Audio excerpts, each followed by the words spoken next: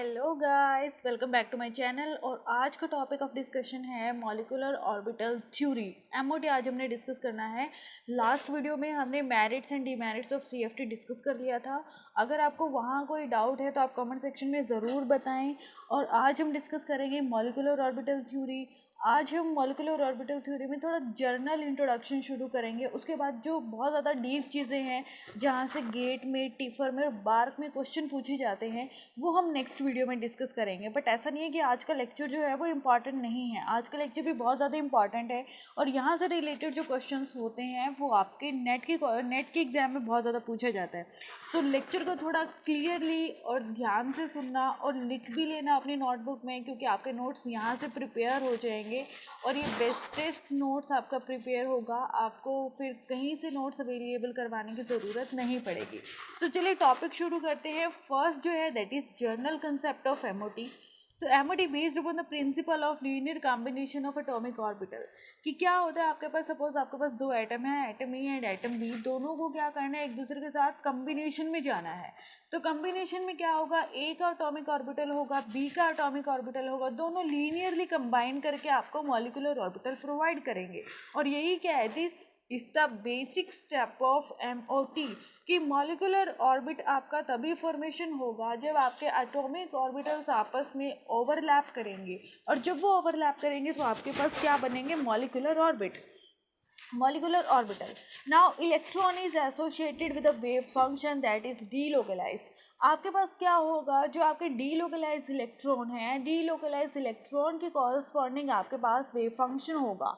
Means molecular orbitals are polycentric. That is very very important line, that molecular orbitals are polycentric, यानी कि जहाँ पे आपके पास एक से ज़्यादा सेंटर हो, जिसे आप पॉलीसेंट्रिक के नीचे देख सकते हैं, लाइन लिखी हुई है, they involve more than one nucleus. जहाँ पे आपके पास एक से ज़्यादा न्यूक्लियस होगा तो वो आपका सेंटर हो जाएगा, मीन्स पॉलीसेंट्रिक हो जाएगा।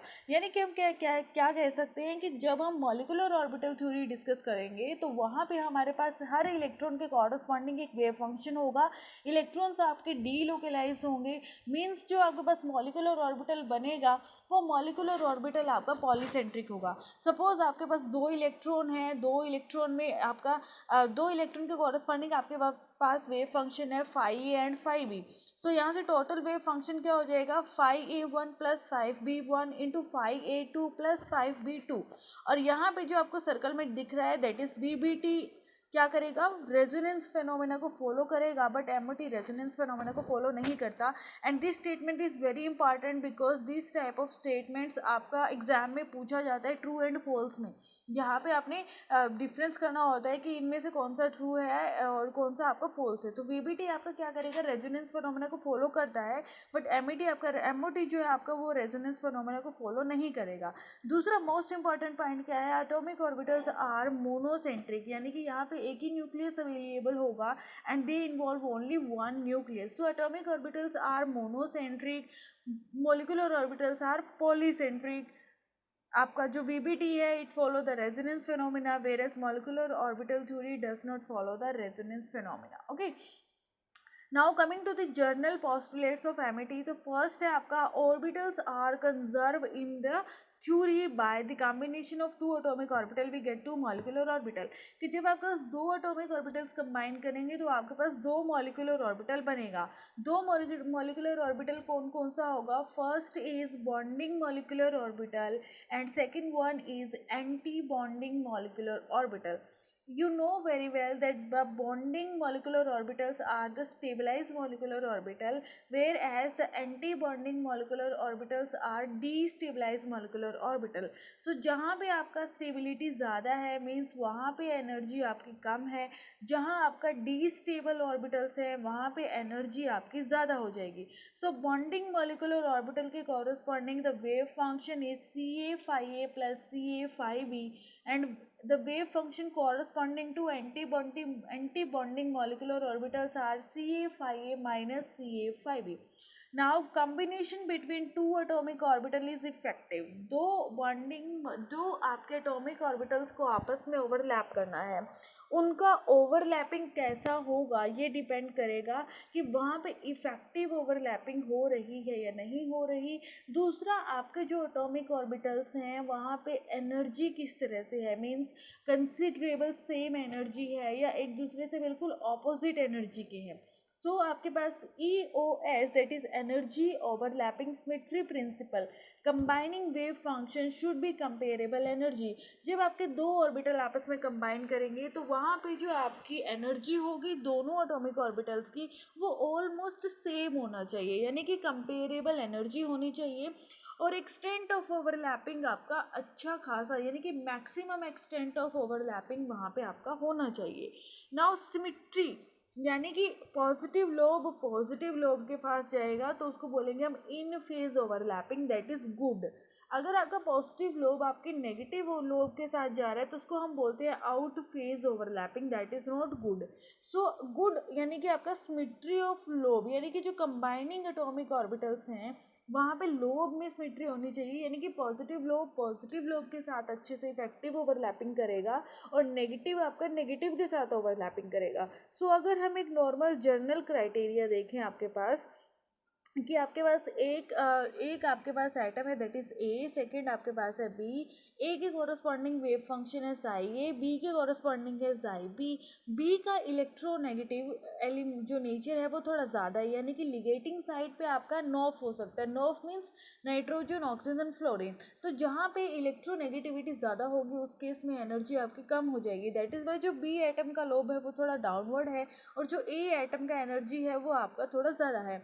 पॉलीसेंट्रिक, जब आप या पेरीसेंट्रिक जब आप देखते हैं तो ए से जब आप पेरीसेंट्रिक जनरेट करेंगे तो ए के अबोव एनर्जी जो होगी दैट इज नेगेटिव और ए के नीचे बी तक की जो एनर्जी है दैट इज पॉजिटिव। ऊपर आपके क्या है, एंटी बॉन्डिंग मॉलिक्यूलर ऑर्बिटल जहाँ पे Ca is greater then Cb, और नीचे आपके पास है बॉन्डिंग मॉलिक्यूलर ऑर्बिटल जहाँ पे Cb is greater then Ca। सो वहाँ पे बॉन्डिंग मॉलिक्यूलर ऑर्बिटल के अकॉर्डिंग आपका वेव फंक्शन हो जाएगा Ca phi a plus Cb phi b, anti bonding के कॉरस्पॉन्डिंग हो जाएगा Ca phi a minus Cb phi b। सो आपने इंपॉर्टेंट चीज़ याद ये रखनी है कि जहाँ पे आपकी लिगेटिंग साइड पे नॉफ होगा, इलेक्ट्रोनेगेटिविटी ज़्यादा होगी, उस केस में एनर्जी आपके ऑटोमेटिकली कम हो जाएगी। और एनर्जी का फॉर्मूला हमें पता है that is -13.6 Z effective square by n square. So अब जो बहुत इंपॉर्टेंट चीज़ आपके पास आ रही है that is bonding interaction directly proportional to S square by delta E, where S क्योंकि एस का ओवरलैपिंग सबसे ज़्यादा अच्छा होता है। एस के बाद पी के बाद डी और डी के बाद एफ। डी में क्या हो जाता है, आपके पास डिफ्यूज्ड शेप मॉलिक्यूलर ऑर्बिटल बनता है। तो डिफ्यूज्ड जहाँ पे शेप हो जाएगी उस केस में आपके एटॉमिक ऑर्बिटल इफेक्टिव ओवरलैपिंग नहीं कर पाएगा। Okay, so bonding interaction directly proportional to S square by delta E, where s is equal to 1 plus r square by 3 into e raised to power minus r। और यहाँ से question पूछा जाता है आपके पास कि अगर r का वैल्यू इन्फिनिटी है तो s क्या होगा, s इक्वल टू 0। अगर आपका r 0 है then s should be equal to 1।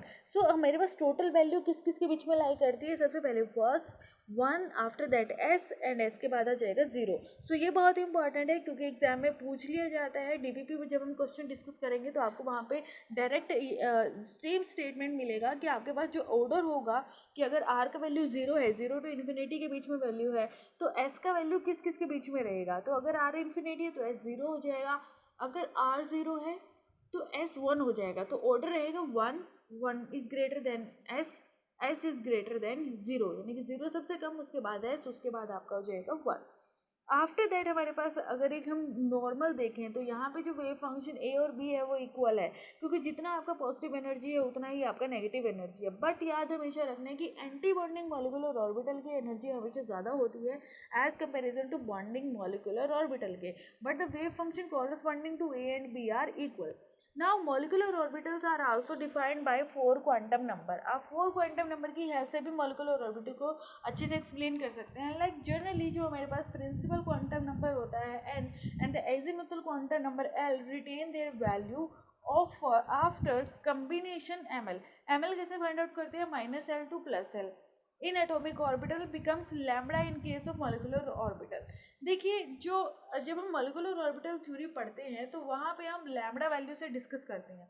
Lambda value से किस तरह से डिस्कस कि अगर आपका लैम्बडा का वैल्यू मीन्स आपका जो लैम्बडा है अगर वो आपका ज़ीरो हो जाता है, ठीक है, सो अगर आपका लैम्बडा ज़ीरो है तो उस केस में वो क्या करेगा, वहाँ पे corresponding to the sigma molecular orbital, okay. And अगर आपका लैम्बडा है +-1 तो उस केस में हो जाएगा आपके पास pi bonding molecular orbital. Lambda हो जाएगा अगर +-2 दैट इज डी मतलब डेल्टा बॉन्डिंग मॉलिक्यूलर ऑर्बिटल। अगर आपका लैम्बडा +-3 मतलब एफ मतलब 5 मॉलिक्यूलर ऑर्बिटल। तो याद क्या रखना है यहाँ पे कि जब आप मॉलिक्यूलर ऑर्बिटल के बारे में बात करते हैं तो वहाँ पे आप लैम्बडा वैल्यू से बात करेंगे। लैम्बडा वैल्यू में क्या है, अगर लैम्बडा ज़ीरो है, ज़ीरो हमारा एल की वैल्यू ज़ीरो क्या हो एस, लैम्बडा +-1 है तो एल क्या हो जाता है पी यानी कि पाई बॉन्ड। लैम्बडा +-2 डी मतलब डेल्टा, +-3 एफ मतलब 5। तो इस तरह से आपके पास मॉलिक्यूलर ऑर्बिटल वहाँ पे जनरेट होगा। Now in sigma bonding one lobe overlap with other lobe. Pi में दो लोब आपस में ओवरलैप करते हैं। डेल्टा में कितने करेंगे 4 और 5 में आपके पास करेंगे 6। तो ये याद रखना है, सिग्मा में आपके पास क्या करेगा 1, पाई में 2, डेल्टा मतलब 4 और 5 में आपके पास हो जाएगा 6 लोब। नाउ जब आपका एस ऑर्बिटल कंबाइन करते हैं तो हेड ऑन ओवरलैपिंग होगी, always there is a formation of sigma bond, क्योंकि इसके अलावा कोई चांस ही नहीं है। बट जब आपके पास पी ऑर्बिटल ओवरलैप करते हैं तो आपके पास पी में दोनों तरह की ओवरलैपिंग हो सकती है, हेड ऑन ओवरलैपिंग प्लस में साइडवेज ओवरलैपिंग। तो यहाँ पे सिग्मा और पाई बॉन्ड दोनों का फॉर्मेशन हो सकता है। डी में आपके पास sigma plus pi plus delta तीनों आपके पास बनने के चांसेस है, तीनों बॉन्ड बनेंगे वहाँ पे। और एफ में सिग्मा पाई डेल्टा एंड 5। तो इस तरह से आपके बॉन्ड फॉर्मेशन हो जाएगा, ओके। अब आपके पास है एप्लीकेशंस ऑफ एमओटी। एमओटी की क्या क्या एप्लीकेशन है, लिगेंड फील्ड थ्योरी की अगर हम बात करें, in ligand field theory overlap between atomic orbital of metal ion and suitable ligand group orbitals leading to bond formation in coordination compound. This overlapping is possible when satisfied EOS that is energy overlapping symmetry। और यहाँ भी आपने याद रखना है जो 3s और 3p है वो आपके पार्टिसिपेशन नहीं करते ओवरलैपिंग में due to their constricted size. वहाँ पे क्या है, साइज बहुत ज़्यादा कॉन्स्ट्रिक्टेड है, that is why effective overlapping will not takes place. So statement में पूछा जा सकता है कि 3s और 3p आपका ओवरलैपिंग में जाएगा या नहीं जाएगा। सो 3s और 3p आपका ओवरलैपिंग में नहीं जाएगा due to their constricted size. तो हमारे पास linear combination of atomic orbital of metal ion plus ligand group आपके पास जो ऑर्बिटल होंगे वो आपके कॉरस्पॉन्डिंग टू लीगेंड। तो यानी कि आपके पास क्या होगा, मेटल आयन के कॉरस्पॉन्डिंग आपके पास क्या होंगे एटॉमिक ऑर्बिटल। सेम इसी तरह से आपके पास लीगेंड के कॉरस्पॉन्डिंग होंगे आपके पास एटॉमिक ऑर्बिटल, और दोनों की ओवरलैपिंग से आपके पास बनेंगे molecular orbital, okay. Now to understand the bonding pattern in complex. अब कोऑर्डिनेटेड कॉम्प्लेक्स में बॉन्डिंग पैटर्न किस तरह से होगा, we have to focus on symmetry of, this is obtained by symmetrical adaptation या adapted linear combination of individual ligand. Like क्या है कि एटॉमिक ऑर्बिटल्स आपके तभी कंबाइन करेंगे जब वहाँ पे कोई सिमेट्री होगी। लाइक सिमेट्री आपकी एनर्जी के कॉरस्पॉन्डिंग हो सकती है, ओवरलैपिंग के कॉरस्पॉन्डिंग हो सकती है कि वहाँ पे, और आपके लोब्स के कॉरस्पॉन्डिंग हो सकते हैं। एनर्जी आपका कंपेरेबल होना चाहिए, ठीक है, और लोब के कॉरस्पॉन्डिंग की पॉजिटिव लोब के साथ ज़्यादा इफेक्टिव ओवरलैप करता है, ठीक है। तो इस तरह से सिमेट्री वहाँ पे होनी चाहिए आपकी। तो atomic orbital of metal ion symmetrical observe in character table. Same इसी तरह से लिगेंड ग्रुप ऑर्बिटल में भी हमारे पास क्या मिलेगा, कोई एक सिमेट्रिकल कैरेक्टर मिलेगा जो हम कैरेक्टर टेबल से लेके आएंगे। तो हमारे पास क्या है कि which atomic orbital with ligand group orbital on geometry and bonding pattern. तो देखिए आपके पास क्या है, ऑक्टाहेड्रल कॉम्प्लेक्स है। हम जो डिस्कस कर रहे हैं वो क्या है आपके पास, वो ऑक्टाहेड्रल कॉम्प्लेक्स है। सिग्मा बॉन्ड का फॉर्मेशन हो रहा है। सो ऑक्टाहेड्रल में आपके पास होगा +-x +-y and +-z, okay. Sigma bonding, देखिए सिग्मा बॉन्डिंग कौन करेगा, sigma bond always form by the axial overlapping. So यानी कि यहाँ पे जो एक्सियल ऑर्बिटल होंगे सिर्फ वही पार्टिसिपेट करेंगे। एक्सियल कौन कौन है, S, P X P Y P Z तीनों एक्सियल हैं, और डी में हमारे पास एक्सियल है D X square minus Y square और डी जेड स्क्वायर। सो अगर आप टोटल देखें तो आपके पास टोटल 6 एटॉमिक ऑर्बिटल है, 3 पी के कॉरस्पॉन्डिंग, 1 एस के कॉरस्पॉन्डिंग और 2 आपका डी के corresponding. So total atomic orbitals आपके पास जो होंगे that are 6। So according to character table octahedral complex, it is clear that symmetry operation to s orbital is a1g. So s के corresponding symmetric operation क्या हो गया a1g. Okay, so s is equal to x square plus y square plus z square. So यहाँ पे x के corresponding क्या होगा r sin theta cos phi का स्क्वायर, y के corresponding r sin theta sin phi का square, ये mathematics के बच्चों को पता होगा, और z के corresponding हो जाएगा r cos स्क्वायर थीटा का स्क्वायर। तो बायो वाले जो बच्चे हैं ज़्यादा पैनिक होने की ज़रूरत नहीं है, क्योंकि आपको इक्वेशंस याद नहीं रखनी। ये इक्वेशन थोड़ा बहुत क्वांटम में यूज़ होता है, कोऑर्डिनेशन में ज़्यादा यूज़ नहीं है। अगर आप इसको याद नहीं भी रख पा रहे तो कोई बड़ी बात नहीं है। वैसे इसको याद रखने का तरीका ये है कि जाई में क्या होगा sine theta cos phi, X के corresponding sine theta cos phi होगा, वाई के कोरस्पॉन्डिंग सिर्फ साइन होगा और जेड के कोरस्पॉन्डिंग सिर्फ आपका कोस होगा।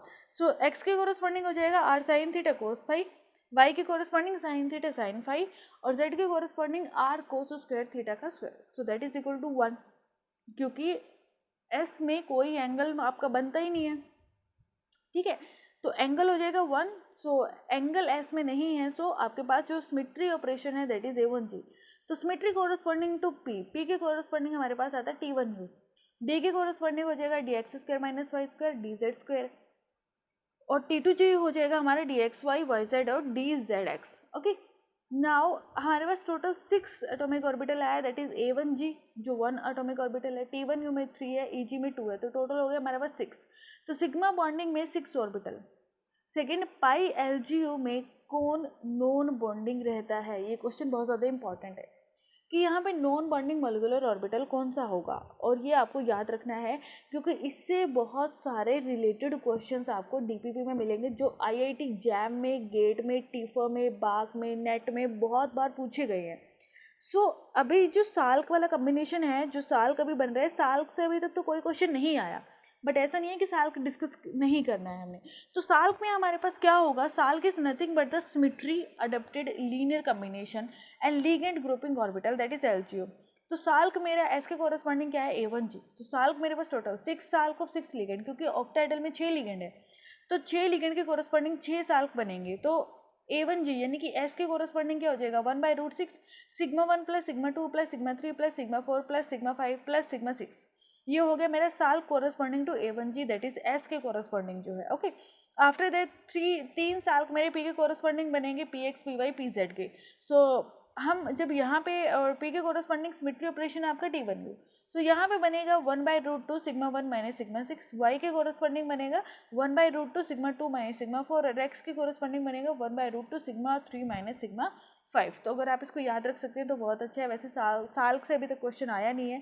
सेम इसी तरह से साल्क आपका डी के कोरस्पॉन्डिंग बनेगा जहाँ पे आपका T2G और EG होगा, EG के कोरस्पॉन्डिंग आपका dx square minus Y square और dz स्क्वायर है, क्योंकि एक्चुअल ओवरलैपिंग ले रहे हैं तो हम यहाँ पे T2G को कंसिडर नहीं करेंगे और EG के कोरस्पॉन्डिंग यहाँ पे इस तरह से आपका साल्क फॉर्मेशन हो जाएगा। ओके, अगर आप साल्क नहीं भी याद करते तो कोई बड़ी बात नहीं है, बट ये वाला जो अभी शुरू हो रहा है ये आपको अच्छे से याद रखना है और अपनी नोटबुक में ड्रॉ ज़रूर कर लेना है, बिकॉज यहाँ से बहुत सारे क्वेश्चन आपको एग्जाम में मिलेंगे। सो हमारे पास है एनर्जी लेवल डायग्राम। यहाँ पे इलेक्ट्रॉनिक कॉन्फ़िगरेशन भी आता है कि आप फिलिंग किस तरह से करेंगे इलेक्ट्रॉन्स की। So for octahedral in sigma bonding क्या है, आपके पास ऑक्टाहेड्रल कॉम्प्लेक्स है और सिग्मा बॉन्डिंग हो रही है। सिग्मा बॉन्डिंग में आपके पास एक्सियल ऑर्बिटल्स होंगे और एक्सियल ओवरलैपिंग को हम कंसीडर करेंगे।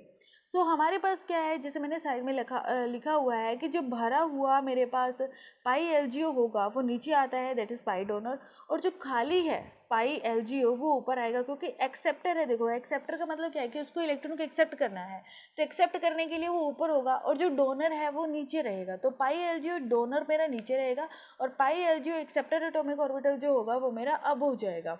सो अब यहाँ पे आप देखिए इस तरफ, तो यहाँ पे मेरे पास क्या है DSP से याद रखा हुआ है मैंने, तो आप भी DSP से याद रख सकते हैं DS और उसके बाद P।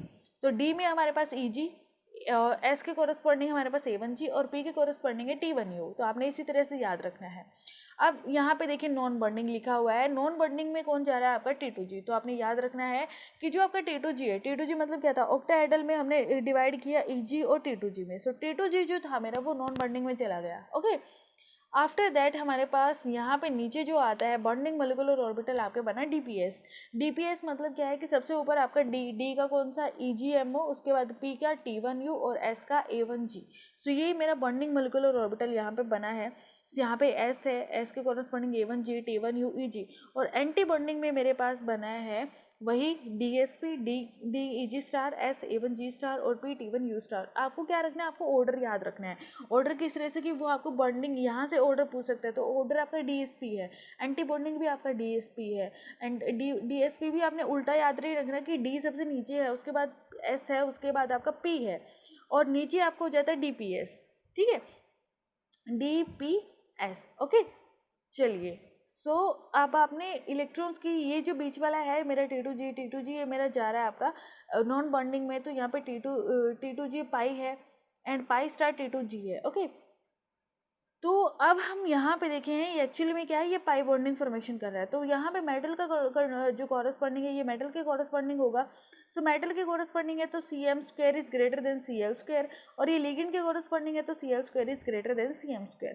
सो अगर मैं यहाँ पे इलेक्ट्रॉन को अब भरूँ तो सबसे पहले इलेक्ट्रॉन मेरा जाएगा बॉन्डिंग में। बॉन्डिंग में सबसे पहले कौन आता है, A1G। तो A1G के कॉरस्पॉन्डिंग 2 इलेक्ट्रॉन, T1U के कॉरस्पॉन्डिंग 6 इलेक्ट्रॉन, EG के कॉरस्पॉन्डिंग हो जाएगा 4। फिर उसके बाद non bonding that is T2G के बाद anti bonding that is EG star, D1G A1G star and T1U star. तो क्या है DPS, और ऊपर भी क्या है DPS नहीं सॉरी मेरा क्या है DSP, और ऊपर भी क्या है मेरा DS और P। ओके, चलिए। सो for the transition metal ion energy order, जो एनर्जी ऑर्डर आपने याद रखना है क्योंकि ये एग्जैक्ट आपका स्टेटमेंट में पूछा हुआ क्वेश्चन है। NP का energy is greater then NS, और NS का जो होगा वो ग्रेटर देन होगा N-1D के, क्योंकि D में आपका क्या है डिफ्यूज्ड शेप है, तो इफेक्टिव ओवरलैपिंग नहीं होगा, दैट इज वाई उसका एनर्जी सबसे कम है। Okay, so for the ligand like ammonia water fluoride, ligand sigma orbitals are lower in energy compare to metal valence orbital. Sigma bonding वाले जो होंगे वहाँ पे एनर्जी आपकी कम होगी एज कंपेरिजन टू जो मेटल के वैलेंस ऑर्बिटल है वहाँ पे। ओके, सो सिग्मा बॉन्डिंग मेरी यहाँ पे आपकी जनरेट हो रही है। सो ये ऑर्डर आपने याद रखने हैं, NS के बाद NP और ND के सबसे लास्ट में। ओके, चलिए। उसके बाद हमारे पास आता है NP और NS में अगर बात करें compare to 4s and 4p orbital, 3D orbitals are more diffuse, so 4s and 4p can make effective overlapping.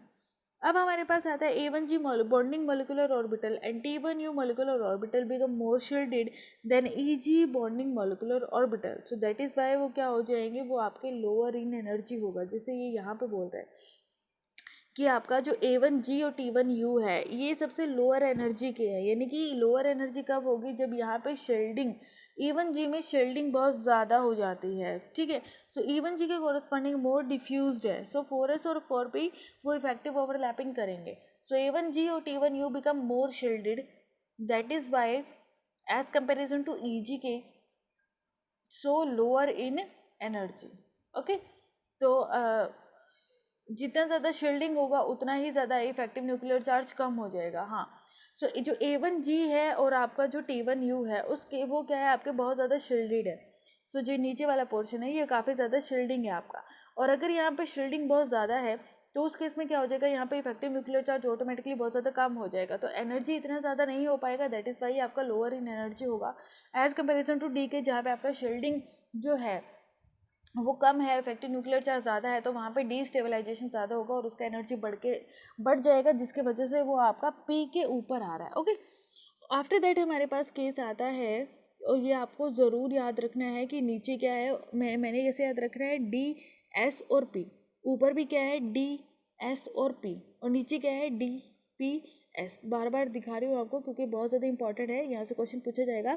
क्या है D फिर S फिर P, सेम इसी तरह से एंटी बॉन्डिंग में चलेगा D के बाद S और S के बाद P, लेकिन बॉन्डिंग में क्या हो जाएगा D के बाद S और S के बाद सॉरी D के बाद P और P के बाद S। ओके, चलिए उसके बाद चलते हैं हमारा नेक्स्ट चीज़, दैट इज़ जो आपका एंटी बॉन्डिंग है। एंटी बॉन्डिंग में आपको पता है A1G स्टार और T1U star become more destabilize than आपका EG anti bonding molecular orbital. Features हमारे पास क्या है कि A1G के कोरस्पॉन्डिंग 2 इलेक्ट्रॉन आएगा, T1U के कोरस्पॉन्डिंग मैक्सिमम 6 इलेक्ट्रॉन, EG के कोरस्पॉन्डिंग मैक्सिमम 4 इलेक्ट्रॉन। सो बॉन्डिंग मोलिकुलर ऑर्बिटल T2G जो होगा वो एंटी बॉन्डिंग, वो नॉन बॉन्डिंग में जाएगा, और जो हमारे पास EG star, A1G star, T1U star है वो हो जाएंगे मेरे एंटी बॉन्डिंग मोलिकुलर ऑर्बिटल। उसके बाद हमारे पास आता है in 6 bonding molecular orbital 12 electrons are occupied, हमें पता है। अगर लिगेंड के कॉरस्पॉन्डिंग देखें तो Cl² is greater than Cm² by the ligand that result into polarization. But इसका मतलब यही नहीं है कि आपको जो Cm² है दैट इज इक्वल टू 0, वो इक्वल के 0 टू इक्वल नहीं होगा। मीन्स जो बॉन्डिंग मोलिकुलर ऑर्बिटल आपके पास बना है, delocalization of electron will takes place, अभी भी वहाँ पे इलेक्ट्रॉन का डी लोकलाइजेशन है। Okay, and ligand electrons are partially delocalize over D orbital. So जहाँ पे पोलराइजेशन होगा वहीं पे डीलोकलाइजेशन होगा, और वहाँ पे CFT की बू आएगी, क्योंकि कोवेलेंसी वहाँ पे जनरेट होगा, और कोवेलेंसी का जो कैरेक्टरिस्टिक्स है वो CFT कहीं ना कहीं लेके आ रहा था। तो यानी कि हम ये कह सकते हैं कि कहीं ना कहीं MOT भी थोड़ा थोड़ा रिलेट करता है CFT से, क्योंकि वही चीज़ें आपका CFT से लेके आ रहा है जो CFT बोल रहा था। ओके, सो क्या है कि जहाँ पे आपका हम लिगेंड के कोरस्पॉन्डिंग देखें अगर, तो वहाँ पे Cl² although is greater than Cm², but इसका ये मतलब नहीं होगा कि Cm² जो होगा वो आपका 0 के इक्वल हो जाएगा। उस केस में अभी भी delocalization of electron bonding molecular orbital में होगा, और अगर वहाँ डीलोकलाइजेशन है तो वहाँ पे श्योरली पोलराइजेशन भी है, और अगर पोलराइजेशन है तो वहाँ पे कोवेलेंट करैक्टर भी है, यानी कि कहीं ना कहीं आपकी MOT में से CFT की बू आ रही है। Okay, so any electron in non-bonding T2G orbital will have only metal character in the absence of pi bonding and in the middle region, like क्या बोल रहा है, any electron in non-bonding के corresponding आपका T2G था, will have only metal character, तो उसके अंदर आपका क्या होगा, सिर्फ और सिर्फ metallic character होंगे, but in the absence of pi bonding, okay, and in the middle region जो आपका बीच में है, और ये क्या कर रहा था, ये आपका पाई बॉन्डिंग में जा रहा था, जैसे आप देखें तो यहाँ पे लिखा हुआ पाई बॉन्डिंग। सो T2G का जो कंट्रीब्यूशन है यहाँ पे greater contribution is through the from the metal side. Okay, so यहाँ पे आपके पास क्या होगा, जैसे आपके पास एग्जांपल है टाइटेनियम वाटर 6 पॉजिटिव, तो वाटर यहाँ पे 12 इलेक्ट्रॉन दे रहा है टाइटेनियम मेटल को, टाइटेनियम मेटल के खुद के पास 1 इलेक्ट्रॉन है, सो टोटल इलेक्ट्रॉन हो जाएगा 13। तो जब हम 13 इलेक्ट्रॉन का फिलिंग करेंगे तो A1G के कॉरस्पॉन्डिंग 2, T1U के कॉरस्पॉन्डिंग 6, और उसके बाद EG के कॉरस्पॉन्डिंग 4, एंड T2G के कॉरस्पॉन्डिंग 1 इलेक्ट्रॉन मेरा रह जाएगा, तो वो मेरा नॉन बॉन्डिंग में जाएगा। ठीक है, सो इस तरह से हम वहाँ पे इलेक्ट्रॉन का ऑक्यूपेशन दिखा सकते हैं। यहाँ पे T2G का कॉरस्पॉन्डिंग सिंगल इलेक्ट्रॉन है, यानी कि अनपेड इलेक्ट्रॉन का value n is equal to 1, और अगर ये अनपेड इलेक्ट्रॉन है मीन्स ये जो आपका है ये पैरामैग्नेटिक है, यानी कि यहाँ से हम स्पिन ओनली मैग्नेटिक कैरेक्टरिस्टिक्स को भी एक्सप्लेन कर सकते हैं, स्पेक्ट्रल प्रॉपर्टी को हम एक्सप्लेन कर सकते हैं, यानी कि with the help of MOT diagram we can also explain the spin only magnetism and also the spectral properties. Okay, spectral properties में जहाँ पे आपका ट्रांजिशन होता है ग्राउंड स्टेट से एक्साइटेड स्टेट में। Now electronic configuration, the filling of electron in molecular orbital should be govern by the relation between delta naught and S. देखिए, अब पेयरिंग होगा नहीं होगा, हाई स्पिन कॉम्प्लेक्स बनेगा लो स्पिन कॉम्प्लेक्स बनेगा, delta naught ज़्यादा होगा कम होगा, वो डिपेंड करेगा डेल्टा नोट और पेयरिंग एनर्जी पे। अगर डेल्टा नोट बहुत ज़्यादा है तो उस केस में पेयरिंग एनर्जी कम होगी, लो स्पिन कॉम्प्लेक्स आपके पास बनेंगे, that is inner orbital complex covalent in nature and non labile. अगर आपके पास पेयरिंग एनर्जी कम है तो उस केस में पेयरिंग एनर्जी कम है तो उस केस में क्या हो जाएगा, सपोज आपके पास क्या है, आपके पास कोई वीक फील्ड लिगेंड है तो उतना ज़्यादा स्प्लिटिंग नहीं कर पाएगा, स्प्लिटिंग ज़्यादा नहीं होगा तो उस केस में पेयरिंग एनर्जी बढ़ जाएगी और आपके पास हाई स्पिन कॉम्प्लेक्स बनेंगे। High spin complexes are outer orbital complex and ionic in nature, जहाँ पे आपका काइनेटिक लेबाइलिटी ज़्यादा हो जाएगी। ओके, सो ये डिपेंड करेगा इलेक्ट्रॉनिक कॉन्फिग्रेशन जो होगा आपका, filling of electron in molecular orbital should be govern by the relation of delta naught and P, कि अगर पेयरिंग एनर्जी ज़्यादा है तो पेयर अप नहीं होगा, हाई स्पिन कॉम्प्लेक्स बनेंगे। ठीक है, और अगर आपका पेयरिंग एनर्जी कम है तो पेयर अप हो जाएगा, लो स्पिन कॉम्प्लेक्स बनेगा। जैसे आपके पास है कोबाल्ट NH3 6, तो कोबाल्ट +3 में है D6 है। दूसरा अमोनिया है, स्ट्रॉन्ग फील्ड लिगेंड लगा हुआ है, टोटल इलेक्ट्रॉन अमोनिया 12 इलेक्ट्रॉन देगा और मेटल के कोरस्पॉन्डिंग 6 है, सो 12 + 6 कितना हो जाएगा 18 इलेक्ट्रॉन। सो यहाँ पे पेयरिंग एनर्जी कम है क्योंकि स्ट्रॉन्ग फील्ड लिगेंड है तो पेयर अप हो जाएंगे, तो यानी कि A1G 2, T1U 6, EG 4 और T2G के कोरस्पॉन्डिंग 6 इलेक्ट्रॉन आ जाएगा। ओके। आफ्टर दैट आपके पास आता है CuF6 3 नेगेटिव। अगेन कोबाल्ट जो है वो +3 में है, D6 है, 12 + 6 18 इलेक्ट्रॉन अभी भी आपके पास हैं। तो जब यहाँ पे, लेकिन अगर यहाँ इन दोनों के केस में अगर आप फ्लोरीन को देखें तो फ्लोरीन वीक फील्ड लिगेंड है। अब इस केस में पेयरिंग एनर्जी क्या हो जाएगी, बहुत ज़्यादा, और अगर पेयरिंग एनर्जी ज़्यादा होगी तो इलेक्ट्रॉन आपका पेयर अप नहीं हो पाएगा और आपके पास हाई स्पिन कॉम्प्लेक्सेस बनेंगे, यानी कि आपका इलेक्ट्रॉन जो है वो नॉन बॉन्डिंग में नॉन बॉन्डिंग में तो रहेगा बट उसके साथ साथ वो एंटी बॉन्डिंग में भी चला जाएगा। सो यहाँ पे इलेक्ट्रॉनिक कन्फिग्रेशन हो जाएगा A1G2 T1U6 EG4 T2G4 and EG*2, यानी कि एंटी बॉन्डिंग में आपके इलेक्ट्रॉन आ गए हैं और ये काम कर रहा है आपका weak field ligand. Anti bonding में इलेक्ट्रॉन का आने का मतलब क्या है कि वहाँ पे पेयरिंग एनर्जी बहुत ज़्यादा होगी। अब आपके इलेक्ट्रॉन पेयर अप नहीं हो पाएंगे क्योंकि आपके पास एक वीक फील्ड लिगेंड जो है वो लगा हुआ है, ठीक है। नेक्स्ट जो हमारा टॉपिक है that is the bonding treatment of octahedral complex by using MOT with sigma plus pi bonding. अभी जो हम डिस्कस किया वो सिर्फ हमने सिग्मा बॉन्डिंग डिस्कस की है। तो क्वेश्चन में आपको मिलेगा कि सिर्फ सिग्मा बॉन्डिंग हो रही है या सिग्मा और पाई दोनों हो रही है। तो सिग्मा बॉन्डिंग को कैसे याद रखना है, DSP और नीचे बॉन्डिंग हो जाएगी, जो बॉन्डिंग मोलिकुलर ऑर्बिटल बनेगा वो आप बनेगा आपका DPS का। नॉन बॉन्डिंग में कौन जा रहा है, T2G। That is very very important क्योंकि बहुत सारे क्वेश्चन आपको इसी मोलिकुलर ऑर्बिटल थ्योरी के इस डायग्राम से सिग्मा बॉन्डिंग से आपको मिलेंगे। ओके, वीडियो अगर आपको अच्छा लगा please like comment share and subscribe करें चैनल को। Also press the bell icon for more videos and updates. अगर आपको कोई डाउट लग रहा है तो आप कमेंट सेक्शन में जाके बता सकते हैं और आप यहाँ से अपनी नोटबुक भी कंप्लीट कर सकते हैं। अगर आपको ये एक तरह से आपके लिए नोट्स ही बन रहे हैं, आधे घंटे का लेक्चर है, आप इजीली नोट्स बना सकते हैं क्योंकि अगर आपको नेट और JRF करना है तो आपको अपना टाइम पीरियड तो बढ़ाना पड़ेगा। ये मत सोचिए कि वीडियो अगर लंबा चल रहा है या वीडियो 40 मिनट का हो गया, 50 मिनट का हो गया, क्योंकि जब आप कोचिंग करते हैं तो एक एक वीडियो आपको एक लेक्चर 3-3 घंटे सर्वाइव करना पड़ता है क्लासरूम के अंदर। सो 3 घंटा और आधा घंटा तो देखिए तो उसके मुकाबले में बिल्कुल नेग्लिजिबल है। सो ये मत सोचो कि वीडियो बहुत लंबा हो गया है या मेरा कंसंट्रेशन नहीं बन पा रहा, ये इतना लंबा वीडियो कैसे समझ आएगा। दिमाग में ये चीज़ को फीड करके बैठो कि पढ़ना है मतलब पढ़ना है, क्वालिफाई करना है तो मतलब क्वालिफाई करना ही है, मेरे पास और कोई ऑप्शन नहीं है। सो आपको बैठने की आदत बनाइए, पढ़ने की आदत बनाइए और वीडियो अच्छा लगा है तो लाइक ज़रूर करें। Thank you very much.